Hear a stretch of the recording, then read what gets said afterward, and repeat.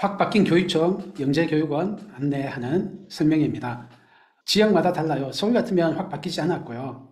경기도가 확 바뀌었습니다. 작년까지는 추첨제로 선발해서 수업을 했고 수업 내용도 그에 걸맞는 수업이었는데 이제는 옛날 영재교육원 또는 다른 지역, 서울 같은 지역의 영재교육원 수업하고 비슷하게 변한 것 같습니다. 자세히 좀 알아볼게요. 영재교육원이 좋은 이유. 영재교육원을 가면 작년까지는 추첨제로 뽑았어요. 그러니까 모인 학생들이 그렇게 동기부여가 되지 않았어요.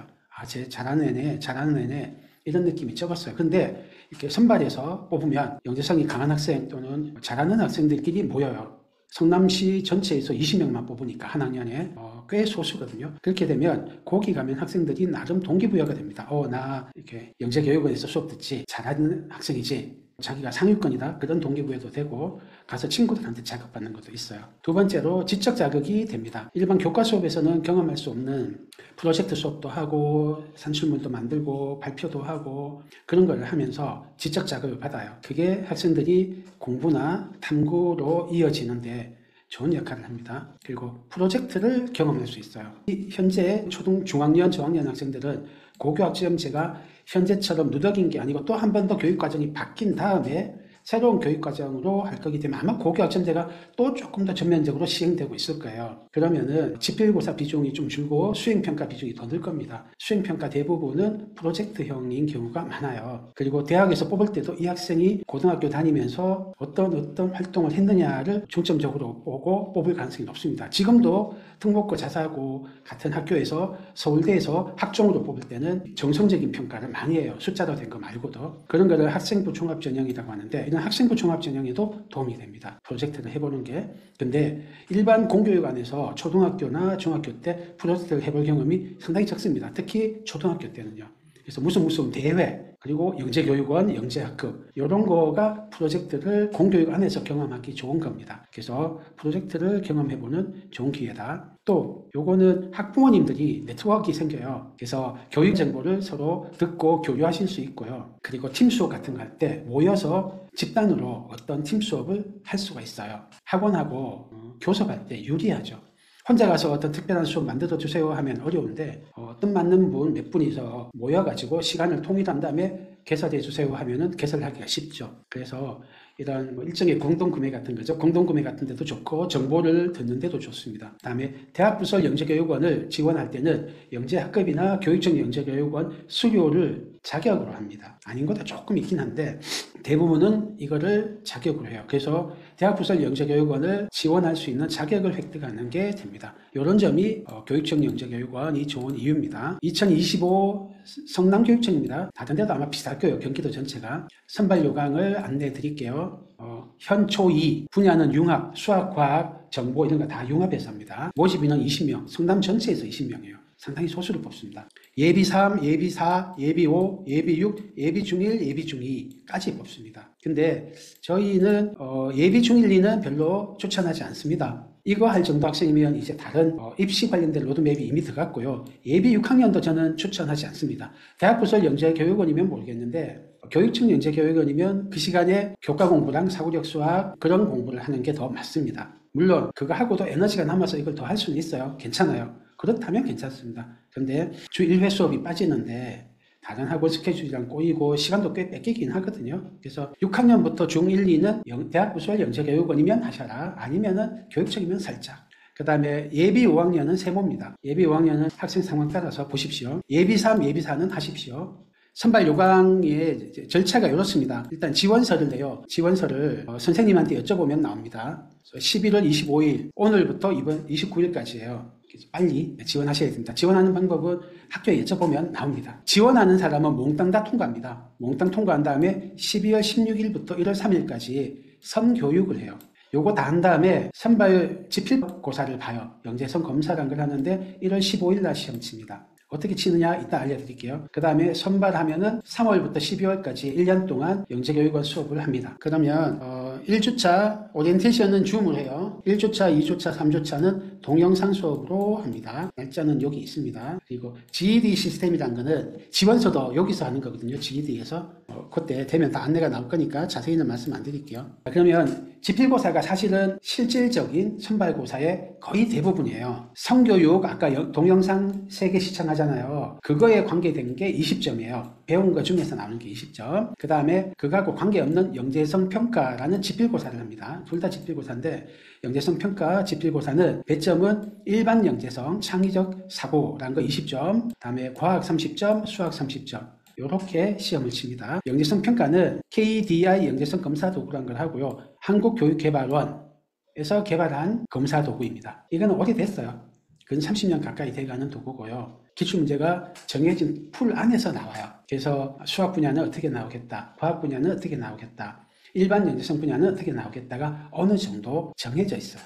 바꿔 말하면 어느 정도 대비가 된다는 이야기입니다. 요거 점수가 꽤 높아요. 합격 점수가 100점 만점으로 하면은 아마 합격자 평균 점수는 90점이 넘을 겁니다. 다른 지역이 그렇거든요.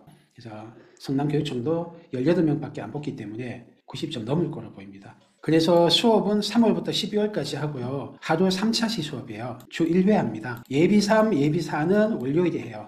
예비 5, 예비 6은 화요일 날 해요. 4시부터 6시까지 하고요. 장소는 성남교육지원청 부설 영재교육원인데 여기에 산성역이라고 있습니다. 산성역 근처 창곡초등학교에서 합니다. 산성역 근처에 있어요. 두 번째로 영재교육원 좋은 거 알겠고 어떻게 뽑는지 알겠어. 그러면 할까 말까 고민이 되시잖아요. 그러면 제가 기준을 정해 드릴게요. 첫째, 학생의 성향을 보십시오. 학생의 성향이 영재성이 강하다 하면은 영재교육원을 다니는 거를 좀 가중치를 높게 주십시오. 근데 영재성이 그렇게 강하지 않다 하면은 굳이 영재교육을 꼭 받아야 되는 건 아니에요. 그냥 프로젝트 경험을 해본다는 정도인데 그것도 다른 방법으로 할 수 있거든요. 그래서 가중치를 좀 낮게, 영재성이 강하면 가중치를 높게, 영재성이 약하면 그닥 가중치를 좀 낮게 두시고 하시면 되는데, 그럼 영재성이 강한지 아닌지 어떻게 아느냐? 몇 가지 특성을 보십시오. 높은 IQ가 영재성의 중요한 요소 중에 하나긴 합니다. 근데 첫 번째가 아니에요. 한 세 번째나 네 번째쯤 돼요. 가장 중요한 거는 딴 데 있습니다. 첫째, 지적 특성이 있어요. 관찰력이 뛰어납니다. 부모님 어떻게 이런 거를 관찰했지? 이런 거 어떻게 눈여겨봤지? 하는 게 느껴지실 때가 있을 거예요. 몰입이 우수하다. 특히 관심 있어 하는 분야. 몰입 능력이 우수하다. 푹 빠져서 불러도 못 들을 정도 어디에 좀 빠지는 성향이 있다. 그게 강할수록 영재성이 강합니다. 문제가 무엇인지, 핵심이 뭔지 알아내는 힘이 강해요. 문제를 추상화하고 본질을 추출해낼 수 있다는 뜻이에요. 문제를 자기 머리로 소화한다는 뜻이에요. 아이디어를 많이 생산해내는 유창성이 높다. 선발 시험에도 좀 나오는데 이렇게 할 수 있는 방법을 5가지 이상 쓰세요. 6가지 이상 쓰세요. 이런 식으로 하는 종류의 것을 영재성이 강한 애들은 자꾸 잘 만들어내요. 아이디어가 풍부해서 그런 거예요. 문제를 해결할 때 다양하고 새로운 방식으로 문제 해결을 시도한다. 배운 대로 그대로 잘 안 해요. 자기만의 방법을 추구해요. 이것 때문에 갈등이 있는 경우가 있어요. 왜 가르쳐주는 대로 안 하니? 선생님이나 학부모님이나 중에서 배운 대로 안 하고 얘는 자기만의 고집이 있어요. 이상한 걸 자꾸 해요 하는데 그게 영재성의 증거일 때가 있습니다. 정서적 특징, 호기심이 강하다. 아마 이게 영재성의 가장 중요한 특징입니다. 호기심과 몰입, 열정, 이게 가장 중요한 특징이에요. 그래서 질문을 많이 했다 어릴 때. 지금은 하도 지가 바뀌어서 안 할 수는 있어요. 근데 질문을 많이 했다. 평소에 질문이 있어서 책을 찾아보거나 이렇게 뭔가 찾아본다. 이게 중요해요. 다음에 모험정신, 도전정신이 강하다. 아마 이거는 새로운 뭔가를 시도해보는 데서 잘 드러날 겁니다. 시키지 않았는데 새로운 뭔가를 시도해본다든지. 그게 공부에서는 새로운 방법으로 문제 푸는 걸 수도 있고요. 그래요. 이 학생들은 창조하는 데서 기쁨을 느끼기 때문에 창조의 욕구가 강해요. 그래서 새로운 걸 잘 시도합니다. 근데 영재성이 강하지 않고 똑똑하기만 한 학생이 있어요. 영재성이 안 강한데 똑똑한 학생들, 우리가 수재라고 할 수 있는데 그런 학생들은 익숙한 걸 하는 걸 오히려 좋아하고 배운 걸 하는 걸 더 좋아해요. 새로운 걸 그렇게 많이 시도하지 않아요. 왜냐하면 시간 낭비거든요. 이미 해결이 됐는데 이 방법이면 문제가 풀리는데 왜 굳이 새로운 걸 막 해? 이런 게 있어요. 그래서 외부에서 시켜야지 하지 스스로는 찾아서 안 하는데 영재성 강한 애들은 어른들이 보기에는 헛짓 같아 보이는 뻘짓 같아 보이는 걸 막 해요. 그게 자기의 타고난 정서적 본성이에요. 자신만의 독창적인 아이디어 또는 표현 방식을 즐긴다. 창의성이 있다는 뜻이죠. 시키는 대로 수동적으로 하는 것보다 자기 스스로 주도하는 걸 선호한다. 이 학생들이 연산학습지를 죽어라고 싫어요. 어릴 때. 왜냐하면 연산학습지는 지적으로 도전적이지도 않죠. 이 도전심이 강한 애들한테 쥐약이란 말이죠. 게다가 아는 거를 반복하니까 새롭지도 않은 거예요. 그래서 너무너무 싫어요. 강하게 싫으면 혹시 우리 애가 영재성이 강한가? 하고 한번 생각해 보십시오.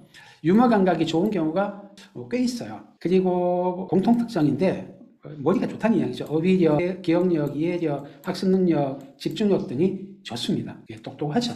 똑똑해요. 보통은. 근데 영재성이 약한데 아주 똑똑한 학생도 있고요. 영재성은 아주 강한데 그렇게까지 똑똑하지 않은 학생도 있어요. 영재이 아니에서 제일 중요한 거는 정서적 특성, 지적 특성이에요. 지능이 아니고 똑똑한 게 아니고 이런 특성이 있어야 돼요. 호기심, 열정, 몰입, 도전, 창조 이런 것이 공통적인 요소입니다. 말과 글을 일찍 시작한 애들 많은데 이게 필수는 아니에요. 아닌 학생도 가끔 있고 또 말과 글이 빨랐는데 영재가 아닌 애들도 있고 그래요. 영재의 핵심은 정서적인, 지적인 특성이다. 지능은 세 번째, 네 번째다. 요거는 아마 안 보이실 거예요. 교사용이에요. 영재 지원하면은 선생님이 그 학생을 관찰했던 거를 체크리스트 같은 거 해서 제출하게 돼 있거든요.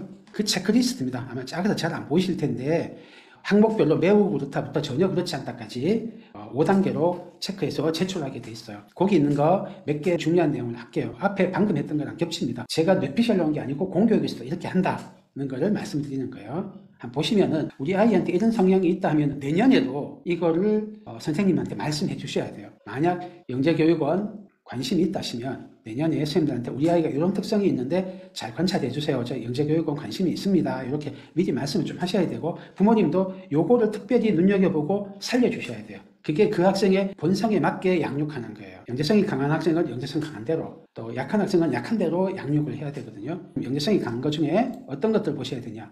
새로운 것에 관한 관심과 호기심을 갖고 많은 질문을 하고 적극적으로 사고하고 탐구한다. 호기심과 탐구입니다. 핵심은 공식이나 해답을 암기하기보다는 원리나 과정을 파악하고 이해하는 능력이 있다. 구조화되지 않은 융통성 있는 과제를 해결하기 좋아한다. 열린 문제 같은 거. 오랫동안 한 가지 일에 지속적으로 집중하고 끝까지 포기하지 않고 하려고 한다. 자기가 좋아하는 분야. 필이 꽂힌 분야는 집중하고 끝까지 하는 게 있어요. 그만하자. 이제 안 해도 돼. 네가 1등이야 해도 끝까지 해요. 어떤 문제에 대해서 유머 감각을 갖고 즐겁게 접근하는 자세. 즐겁게. 이게 좀 영재성이 꽤 큰 특징이에요. 100%는 아닌데. 자신이 하고 싶은 일은 어려움을 감수하고 도전한다. 어려워도 도전해요. 실패 위험이 있어도 도전. 성공하지 못할 가능성이 높은데도 도전. 상상력이 풍부하고 공상하기를 좋아한다. 이런 것들이 영재성의 중요한 특징이고 아마 선생님이 체크리스트에 체크하는 것 중에 거의 절반 가까이가 이런 정서적인, 지적인 특성입니다. 그래서 영재냐 아니냐는 중요한 거는 정서적인, 지적인 특성이다. 높은 지능 아니다. 그러면 우리가 영재성이 강한 학생이다 하면은 영재교육원을 포함해서 영재에 맞는 교육을 해야 돼요. 그렇지 않고 똑똑하긴 한데 영재성이 강하진 않아 하면은 또 거기에 맞는 교육을 해야 돼요. 뭐가 다른지를 비교해 보시면 영재성이 강한 학생들에게 어떤 교육을 해야 되는지가 좀 더 잘 보이실 겁니다. 영재성이 강한 학생은 학생이 주도해서 공부하도록 좀 맡겨줘야 돼요. 모든 건 다 필기이고 시키는 대로 문제 풀어가 아니고 네가 좀 해봐. 혼자서 문제 풀게 하고 혼자서 이해하게 하고 그런 거를 많이 자율권이 많이 줄수록 이 학생들한테는 동기부여가 되고 공부도 효율이 올라가고 또 성과도 잘 납니다. 반면에 영재성이 약한 학생은 어느 정도 틀이 있는 게 좋아요. 물론 이 학생도 완전 주입식이 좋은 건 아니에요. 스스로 탐구하는 거 필요한데 강약은 다릅니다. 필기를 예를 들면 영재성이 강한 학생은 그닥 안 필요해요. 오히려 수업 중에 집중해서 자기 머리를 쓰면서 이해하고 있거든요. 근데 수재들은 필기하는 게 좀 필요합니다. 학년이 높아질수록.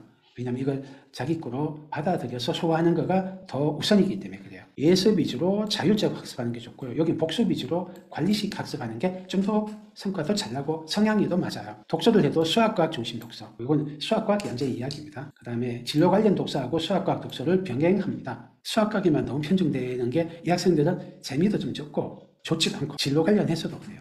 그리고 영재성이 강한 학생들은 빠른 선행이 좋습니다. 대신 정답률이 좀 낮아도 진도를 나가야 돼요. 이 학생들은 80점 정도면 내가 본질은 알아, 이해했어. 그러면 이걸 바탕으로 그 다음 거 도전할 수 있거든요. 안 그러면 좀 지루하다 생각해요. 도전적이지 않다, 창의적이지 않다, 신선하지 않다 생각해요. 그래서 뭔가 도전적이라야 흥미가 땡기고 공부할 의욕이 생기는 학생들이기 때문에 80점 정도면 기본은 할 수 있거든요. 그래서 나가야 돼요. 대신 이 학생들은 밑에 약간 불안정해도 스트레스를 안 받아요. 그건 다음 공부하면서 필요하면 내가 메꾸지 할 수 있어요. 그런데 수재들은 너무 급속선행하면 불안하게 느껴요. 아, 여기 내 지금 찜한데 하면은 그 다음 거를 잘 못해요. 그래서 95점 정도 완전히 알 때까지 하고 그 다음 나가야 돼요. 그렇지 않으면 멀미가 납니다. 어디서 구멍 난 거 있으면 쩔쩔 맵니다. 알아서 구멍 난 거를 못 메꿔요. KMO 같은 거는 영재성이 강한 학생은 하시면 좋습니다. 이거 우리 전 설명에서 했으니까 수재들은 굳이 할 필요 없어요. 이거 없이도 서울대 가고 의대 가고 다 갑니다. 중학생이라면 내신을 90점만 넣으면 돼요. A. 한 3분의 1 정도가 A 받거든요. 근데 이 학생들은 내신 100점 목표로 하는 게 좋습니다. 왜냐하면 저번 설명에서 한번 알려드렸지만 고등 내신, 고등 수능이 거의 만점 근처가 나와줘야 되는 애들이라서 그래요. 진로가. 이런 것들을 보고 영재 라인이냐 수재 라인이냐 한번 관찰해 보십시오. 수학 공식을 유도한다 하면은 영재고 과학고 영재 라인 가시면 자사고 라인도 됩니다. 외국 국제고 학생은 굳이 이까지는 안 해도 괜찮아요. 수학 과학을 편해 유독 더 좋아하면은 영재고 과학고 라인, 자사고 라인은 세모. 암기 과목을 싫어한다. 그럼 영재고 라인. 자사고나 외국 국제고 라인은 암기 과목 싫어하면 좀 불리하죠. 자발적으로 수학 과학을 오래 학습할 수 있다. 그럼 영재고 라인. 아니면은 수재 라인. 인문사회 과목에 흥미가 크다. 그러면은 수재 라인 중에서도 자사고나 외국 국제고 라인이 더 좋습니다. 영재고 라인은 그런 경우가 좀 적어요. 한쪽 수학 과학에 치우친 애들이 많거든요. IQ가 140을 넘는다. 130 아닙니다. 130이 아마 상위 2% 정도 될 건데 140은 훨씬 아니에요. 그거 넘어가면 영재고 과학고 라인을 조금 더 생각해 보십시오. 보통은 IQ하고 그 학생의 정서적 특징하고 꼭 같이 가는 건 아니에요. IQ가 130대인데 영재성이 안 강한 애들도 꽤 많은데 140 넘어가면 영재성 강한 경우가 많더라고요. 그래서 웩슬러 검사 같은 거 해보고 성향을 알아두시면 좋습니다. 수학과 선행을 재밌어 한다. 이것도 영재 라인. 아니면은 수재 라인. 1점을 위해서 많이 공부할 수 있다. 이거는 영재 라인은 아주 싫어하고 극혐입니다. 애들이. 이걸 할 수 있는 애는 영재가 아니라고 보시면 될 정도예요. 그런 학생들은 수재 라인으로 가셔라. 찐 문과다. 영재 라인 아닐 가능성이 높습니다. 문과 쪽 영재일 수는 있죠. 문과 쪽 영재도 있거든요. 제가 그쪽 분야는 아니라서 감히 말씀을 못 드리고 외국 국제고 라인이나 자사고 라인 가셔라. 그럼 영재원에 합격하려면 무엇을 어떻게 준비할까요? 현재는 지필고사가 거의 답니다. 지필고사에서 갈라질 거고요. 지필고사가 일반적인 영재성하고 수학 영재성, 과학 영재성 이렇게 분야별 영재성으로 나뉘는데요. 과학 기출문제 같은 경우는 예년에 경기도 기출문제 경향이나 지금 서울 같은 다른 지역의 기출 경향을 보면 비슷할 겁니다. 왜냐하면 같은 풀에서 나와요. 한국교육개발원에서 만든 그 문제풀을 씁니다. 거기가 우리나라 영재교육을 총괄하는 데라서 거기 문제를 쓰는데요. 과학은 실생활 관계된 문제 자주 출제됩니다. 그리고 실험 설계 이것도 꽤 자주 나오고요. 문제 특징이 맞다 틀리다도 중요하지만 문제를 해결하고 풀이를 설명하는 이 과정을 봅니다. 풀이 과정을 쓰고 이유를 쓰세요가 많아요. 그래서 이해력이나 논리력, 과제 집착력, 독창성 이런 것들을 봅니다. 그래서 풀이 과정 쓰는 연습을 좀 해야 돼요. 그리고 해답이 여러 가지 열린 문제가 자주 출제되는 편이에요. 답이 한 가지 아닌 거 많아요. 이따 기출문제 사례를 보여드릴 텐데 그래서 아이디어를 여러 가지 제시하는 유창성이라고 하거든요. 이런 것들 그리고 그런 이유 근거를 중요하게 여깁니다. 그래서 선행학습을 통해서 어떤 지식만으로 해결하고 이유가 충분하지 않거나 그러면은 오히려 감점까지 돼요. 지필고사에 나오는 과제는 처음 보는 상황인 경우가 많습니다. 일부러 낯선 걸 좀 해요. 그래서 선행학습을 통해 교과 지식을 외웠던 것은 도움이 안 됩니다. 평소에 낯선 문제를 혼자 힘으로 해결하는 훈련이 필요합니다. 또 답을 얼마나 창의적으로 작성하느냐가 관건이기 때문에 한 가지 답만 가르쳐주고 외우는 방식이 아니고 여러 가지 해결 방법을 찾고 그 중에서 더 좋은 방법을 찾고 그 이유를 대는 훈련이 필요합니다. 수학과학 사고력이 높아도 언어 사고력, 일반 사고력이라고 할 수 있어요. 일반 사고력. 요게 낮으면 불리합니다. 그래서 수학, 과학 외에 언어 사고력, 일반 사고력도 골고루 높은 학생이 합격률이 높아요. 수학과학에 아주 영재성이 강한 애들 중에 말을 잘 안 하는 학생이 있어요. 생각이 비논리적이고 이런 건 아닌데 말로 표현하는 거를 과묵하달까? 부끄러워한달까? 굳이 그런 걸 설명해야 돼? 라고 생각한달까? 하여튼 어떤 이유에서 잘 표현 안 하는 학생이 있어요. 그런 학생이 조금 손해보더라고요. 그래서 어느 정도 학생이 오히려 더 잘 뽑히냐면 IQ 한 130대, 140대 학생이 잘 뽑혀. 150 넘어가고 풍부하게 잘하는 학생이 유리하더라. 기출문제 몇 가지 예를 들게요. 보시면 느낌이 조금 오실 거예요. 글자가 작아서 잘 안 보이실 텐데 제가 읽어드릴게요. 글에 나온 두 가지 의견 중 어떤 의견에 동의하는지 그 이유를 세 가지 설명하여라. 오픈된 문제예요. 동인의 모둠에서는 미래 사람의 겉모습에 대해 예상하였다. 첫 번째 의견, 근육량이 많은 사람이 많아질 것이다. 2번, 체지방이 많은 사람이 많아질 것이다. 문제가 오픈되어 있죠. 근데 근거를 대는 거 보면은 얘의 지적인 특성이 드러나요. 제가 이런 수업을 한단 말이야. 발표가다 그러면 애들이 별 생각이 없어요. 왜 근육 많을까? 왜 체지방이 많을까? 그냥요. 이런 애가 많고요. 비논리적인 답이 굉장히 많아요. 그래서 이런 거를 평소에 해볼 경험이 잘 없죠. 교과 수학에서는. 그래서 좀 경험이 필요합니다. 또 요건 다음이에요. 어떤 이야기가 있어요. 비행기 화물칸에서 강아지가 추락해서 6일 동안 사막을 헤매다가 주인 곁으로 돌아왔대요.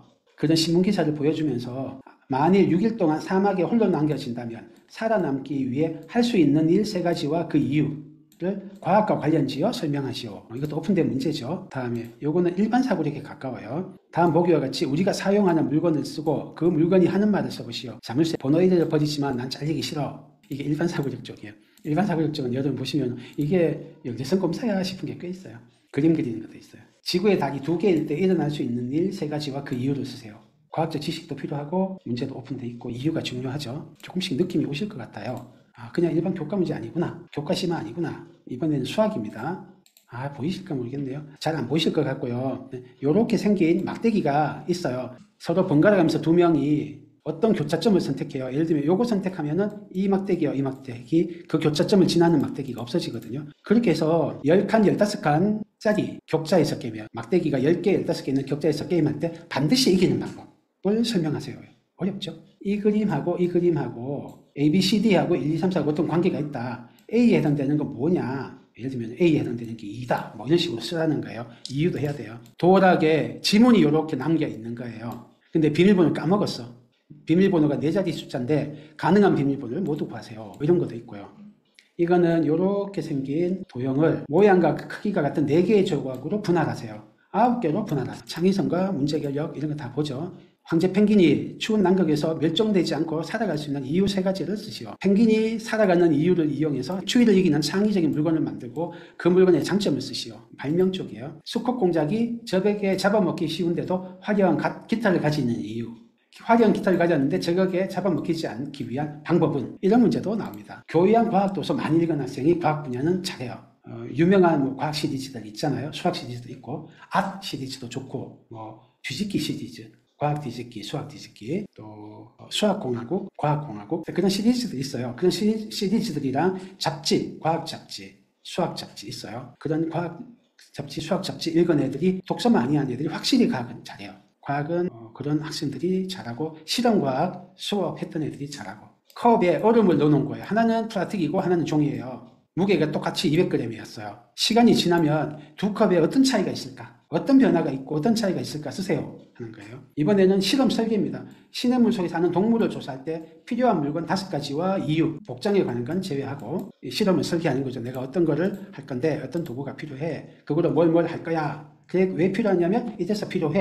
예를 들면 뜰채가 필요할 수도 있죠. 또 개들 담아놓을 수 있는 물통이 필요할 수도 있고요. 여러 가지가 있겠죠. 이거는 연잎, 도깨비 바늘 열매, 단풍나무 열매, 불의옥자. 위 사진에 한 개 식물을 골라 식물의 생김새나 특징을 말하고 생활 속에서 이용하는 예 3가지를 하세요. 예를 들면 연잎이 물이 따라서 잘 굴러 떨어지거든요. 그걸 이용해서 유리에 발수 코팅을 한다든지 여러 가지가 있을 수 있겠죠. 그런 특징을 하는 이런 것도 있고요.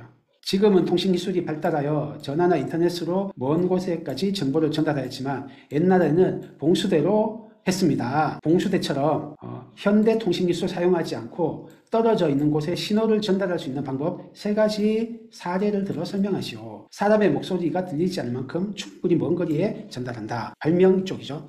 이런 것들도 있습니다. 예를 몇 개 들어드렸는데요. 정리를 하면 이렇습니다. 자기 머리로 생각할 기회를 평소에 줘야 돼요. 다양한 방법으로 생각할 기회를 줘야 돼요. 그거를 우리가 사고력 이렇게 부르는데 그런 사고력, 수학이든 과학이든 기회를 주는 게 좋습니다. 교과 수학처럼 한 가지 풀이 방법과 한 가지 정답이 있는 거를 빠르고 정확하게 푸는 훈련만 해서는 안 된다. 영재성이 강한 애는 그런 걸 싫어하기도 하고요. 반대로 스스로 탐구하는 걸 너무너무 좋아하기도 해요. 그래서 학생의 성향을 잘 보시고 영재성이 강한 학생일수록 자기 주도적으로 시켜주고 충분히 생각할 환경을 만들어 주시고 적절한 지적 자극을 제공해 주세요. 체험관, 전시관 다니는 것도 좋고 교양도서, 수학과학 분야 교양도서 읽기 하시는 것도 좋고 실험과학, 사고력 수학 이런 거 하시는 거 너무너무 좋습니다. 그리고 프로젝트 경험을 주시면 참 좋고요. 저희 학원 사고력 수학 다니다가 나중에 서울영재고 합격한 학생이에요. 이 학생이 어떻게 수업했는지 학부모 후기를 보시면 영재성이 강한 학생들 영재교육원에 합격하게 하려면 이렇게 하면 좋겠구나 하는 거 눈에 보이실 겁니다. 이 학생들 다 교육청 영재교육원하고 대학부설 영재교육원 다녔어요. 초3부터 꾸준히 GT 땡서, 사고력, 필드 수학, 선행 수업했고 중1부터는 대치로 다녔어요. 중등 KMO, 고등 KMO, FKMO, K 이게 국가대표 상비군 뽑는 거 수상하고 서울과학교 합격했어요. 초3에 누가 사고력 하냐고 다들 사고력 마무리하는 시점에 시작했는데 지금 생각해보니 초3, 초4 때 사고력이 폭발적으로 확정되는 시기에 큰 자극이었던 것 같아요. 좀 더 일찍 시작할 것 하는 아쉬움은 남아요. 초4 때 사고력 수업 받으면서 흥미 폭발, 이게 중요합니다. 흥미 폭발하여 정말 즐겁게 공부했고 어머님 느껴지신 게 정말 즐겁게라고. 추후 대학부설 영재원 자소서 소재로 적절히 활용하였고 사고력 수업 때 했던 문제를 확장 연구하여 대학부설 영재교육원에서 산출물도 수업했고요. 계속 탐구할 기회를 주니까 그거를 계속 확장해서 대학부설 영재원 가서까지 했다. 나중에 서울영재고 갈 때도 그런 게 작용을 했겠죠. 연구하고 싶어서 영재고 가야지. 그래서 열심히 하고 공부했을 거예요. 또 다른 학생. 아가들 마음은 KMO가 뭔지 모를 수도 있는데요. 중2 아들놈 이번에 KMO 한 개 틀려 95, 전국 상위 1%. 100점이 있는지는 모르겠어요. 100점 원래 KMO가 없어요. 95점도 전 들어본 적 없어요. 80몇 점이면 금상입니다. 50몇 점이 동상. 여기가 이제 2차 진출할 수 있는 자격을 얻는 데거든요. 유명한 시땡땡은 아닙니다. 서현에 있는 GTC입니다. 우리 아들놈 초등부터 꾸준히 댕긴 학원입니다. 어떻게 했냐면 죽어라고 기계적으로는 안 시키지만 혼자 생각하고 풀게 기다려주는 곳이에요. 한 문제를 1시간 내내 풀기도 하고 이틀 만에 풀기도 하고 밥 먹다가 엊그제 문제 생각났다고 하기도 하고 학생이 그냥 문제를 갖고 즐기게 충분히 즐기게 기회를 줍니다. 즐길 만한 문제를 제공하고요. 그리고 충분히 즐길 수 있는 기회를 줍니다. 그거를 선생님이 끌어주고 친구들이 같이 가고 이게 영재교육원에 합격하는데 제가 생각하는 근본 지름길입니다. 그러면 어떻게 준비하면 돼요? GTC의 영재교육원 준비 프로그램, 기존 프로그램이 있습니다. 사고력 수학, 문제해결력 수학, 과학은 영재원 사이언스라고 있어요. 이게 사고력 과학이거든요.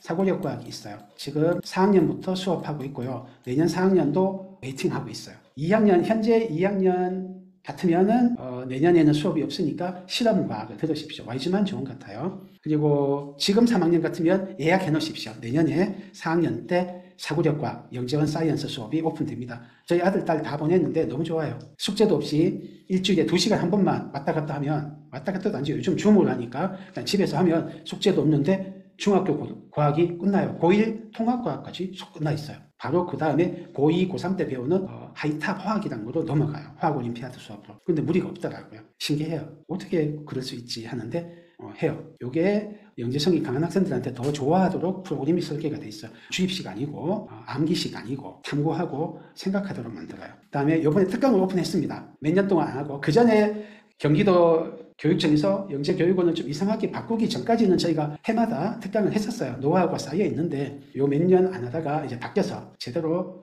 특강을 만들었습니다. 융합과정이기 때문에 수학과학 통합으로 수업합니다. 실전 모의고사도 합니다. 본 수업도 하고 모의고사도 합니다. 예비 3학년 12월 7일 12월 첫째 주 토요일 날 9시부터 합니다. 6회 수업입니다. 예비 4학년 똑같은 날 11시에 합니다. 토요일 똑같이 6회 수업입니다. 예비 5학년 있을까 싶어서 아직은 오픈 안 했는데 만약 필요하면 예비 5는 신청을 하십시오. 4명 넘으면 반을 오픈할게요. 토요일 날 아마 오픈하게 될 겁니다. 예비 5는 예약해 주십시오. 예약해서 4명 이상이면 오픈할게요. 내년 봄에 가천대 브릿지 이런 거 저희가 설명을 하거든요. 그래서 예비 5, 예비 6, 예비 중1 학생들은 대학부설 영재교육원 바로 가는 걸 추천합니다. 교육청 안 거치고. 그런데 거치는 게 더 낫겠다 하시면은 이용하십시오. 예비 5는 저희가 필요하면 특강 만들어 드릴게요.